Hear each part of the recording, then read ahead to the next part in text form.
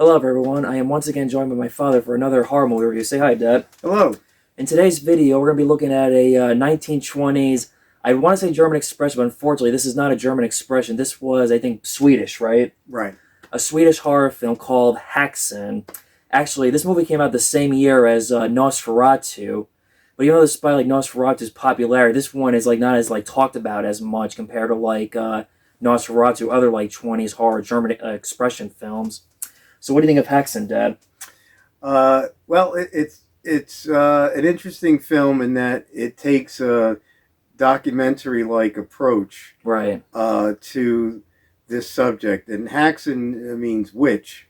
Right. And it talks about, well, I guess the subtitle or the English translation subtitle is Witchcraft Through the Ages. Yeah, basically. And the first part of it goes through a historical context in which it is made, in which it is. Sorry about that. That's okay. Do you want to do it again, or is it? Or... No, it's right. It's talks about the history of witchcraft and how people who were thought to be witches were persecuted. Right. My first thought when I saw this, like, was this like sort of like based on the Salem like witch trial, which was a popular case back in I think it was what year was it again? The witch. Well, I don't know if it was based on Salem, but it was probably based on witches or people who were thought to be witches. Since this is from Sweden, probably throughout Europe. Right.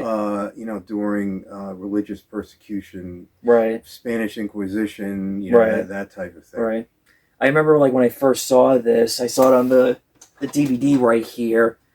Because of its quality, it was hard to tell like what was going on. Watching it on the Blu-ray, it was a much better like quality and a little bit somewhat like a more like it had better clear like images of like see on the DVD. I did not notice how like now with the more of the better image quality on the Blu-ray that I don't remember like the woman giving like a birth to Satan's babies and stuff like that. And yeah, it's definitely.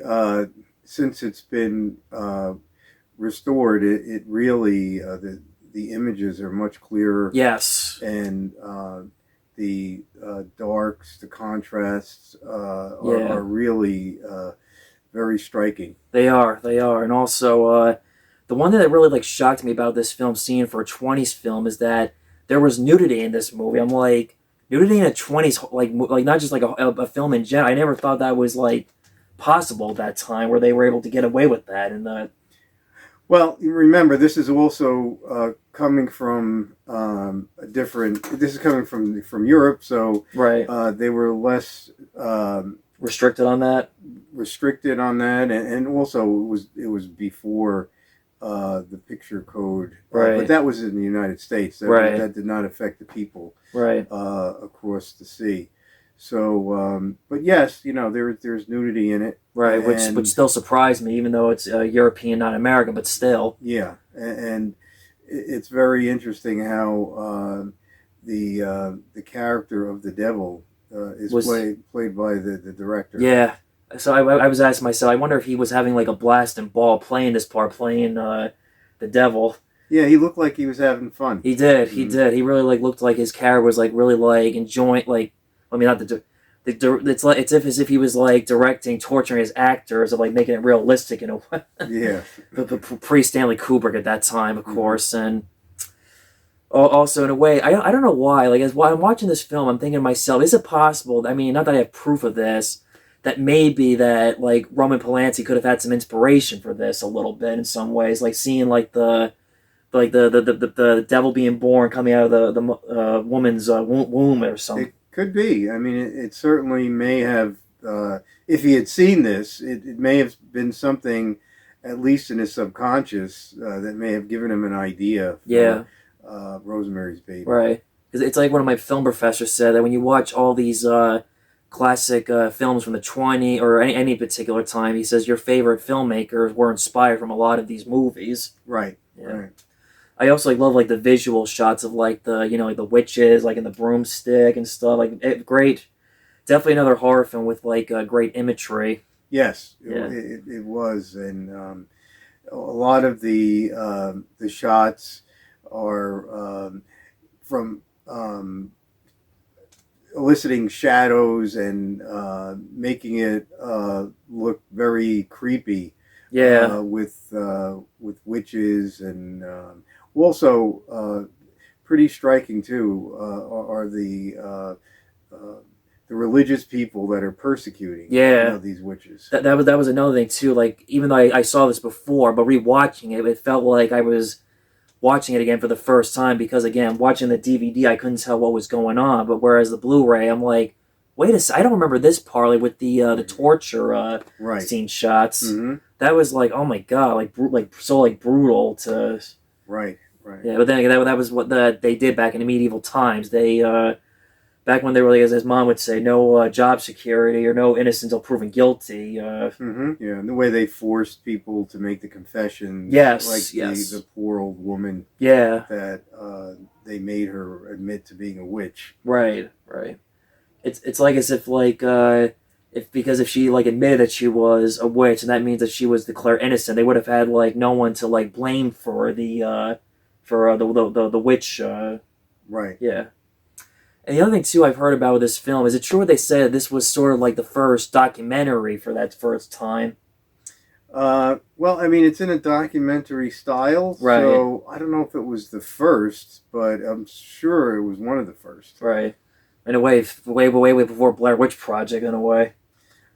But that's a different story. Yeah. Mm-hmm. Also, the one thing I also found interesting that I want to interpret that upon is that the end, like almost like towards the end of this film, like where you see like this woman where they cut like back and forth between like I guess the present 1920s, despite they don't really clarify that, because it goes back and forth from like medieval time into, again, present day of the 20s. Mm-hmm. How you had this girl who was like had like maybe like hallucination problems that she claims maybe she was a witch, or I don't know, like it doesn't really like.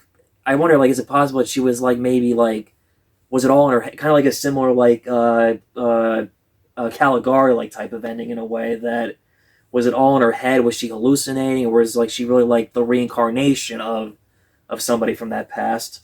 Well, I think that that's up to the person's interpretation. Right. And he's also saying that these different superstitions or beliefs, that even though they occurred back in the Middle Ages, they are also still with us. Right. That they still exist amongst us. Yeah. And whether or not you believe in witches, also that witches are still amongst us. Right. Even like people could argue, debate how like in modern times, like the past of like old like myths and legends can still like catch up to you in a way sometimes, and they'll always like be there. They're never going away. Like the spirits are still there. Right. Yeah. Mm-hmm. I also don't know if you know this. Back in this film was considered like lost for years, and it was rediscovered in the 60s. But they basically like re-edited it by adding like narration to it. Have you seen that version? I have not seen that version, but I know of it, and apparently William S. Burroughs, who's a famous author, narrated it. Yeah. And for what I've heard, like, people have said that it's not as good as, I mean, not that it's bad, it's like it just wasn't necessary to like do that. Like, why would they like add stuff like that where it was already done, and find the way it was, like Yeah, I in a way I think they probably tried to make it relevant, especially I don't know when that was done. I'm guessing it was probably in the 60s. It was, but I don't know like what year in the 60s. Yeah.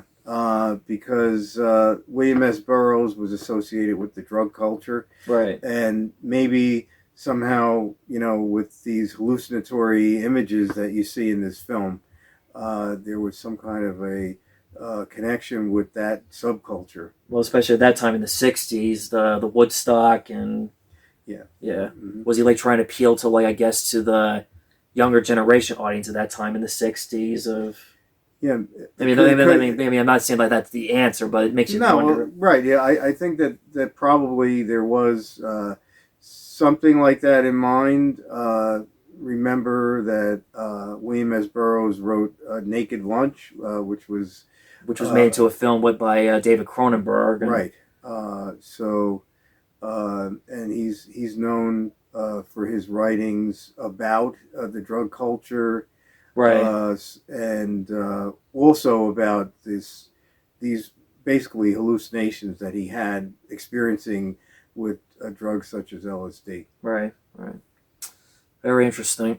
Any final closing thoughts on the film, or? I think it's worth visiting because it's very well made, and it does have this otherworldly uh, quality about it. It's almost like found footage, even In though it, somewhat, well, yeah, a lot of these like yeah, it's 1920 are like found footage in a way, and they're documentaries presenting the time period of well, these. true. I mean, this is Yeah. presented in a way that is like found footage, in Yeah. that these are things that were certainly not being able to be filmed in those days, but they were all recreated with the director's imagination, Right. and I think he does a really good job, especially the scene where the woman is giving birth to the demons. Yeah. That's a very that has to be seen to be believed. Yeah. But my advice, if watch it on Blu-ray, the DVD, you'll be a little bit confused with the story and the images of trying to figure out like where are we going with this, and how come I'm having a hard time seeing what it's trying to show me, because Right. again, Mm-hmm. this movie's 100 years old. They didn't have the best advanced technology equipment around that time period for filmmaking, not like what they have now these days with digital filmmaking. Mm-hmm. That's Yeah. true. Yeah. Yeah. So be in the right mindset to watch this film. Remind yourself it's a silent film and it's trying to tell you something, representing the time and the mess. Oh yeah, one thing I forgot to point out, the opening with its astronomy was pretty interesting. Yes. I never took astronomy, but I think that was like a great like intro to like set up for the film, talking about astronomy for, Mm-hmm. I don't really know that much about astronomy, but still it was a pretty cool like analogy how I was trying to compare to what was to come to the Mm-hmm. rest of the film. Yeah. Yeah. Okay, I guess that's wraps up everything for Haxan. Like the video, subscribe, hit that bell button to get the latest updates on my YouTube channel, and see you once again tomorrow for another horror review. Okay. Take care.